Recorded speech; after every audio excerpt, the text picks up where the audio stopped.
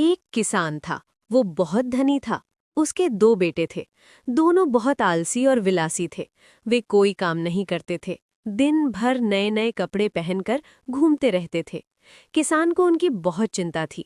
उसे लगता था कि अगर वे इसी तरह घूमते रहे तो परलोक में उन्हें बहुत कष्ट सहना पड़ेगा। लेकिन दोनों उसकी बात मानने को तैयार नहीं थे। समय बीतने के साथ साथ किसान बीमार पड़ गया।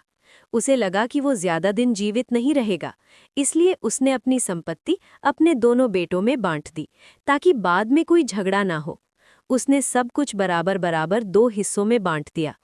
अंत में केवल एक पुराना फावड़ा ही बचा। किसान ने कहा, बेटों, ये एक जादुई फावड़ा है। इससे जमीन खोदने पर तुम्हें जमीन में दबा खजाना मिल जाएगा। वो खजाना खेत में लगाए गए आम के पेड़ों के बीच दबा है। इतना कहकर किसान अपने घर पहुंच गया। दोनों बेटे कुछ दिनों तक शोक मनाते रहे। अब वे सोचने लगे कि अगर उन्हें पैसा मिल जाए तो वे बहुत आराम से जीवन बिता सकते हैं। नया बंगला बनवाएंगे, नई कार खरीदेंगे। ऐसी सोच में डूबे धन के लालच ने दोनों बेटों को आपस में लड़वा दिया। दोनों जादुई फावड़े के लिए आपस में भिड़ गए।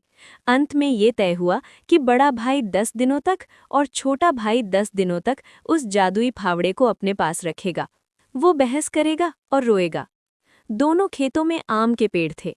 पहले 10 दिनों तक ये पता लगाना संभव नहीं था कि किस आम के पेड़ में धन छिपा है। बड़े भाई ने जादुई फावड़ा उठाया और अपने खेत की ओर चल पड़ा।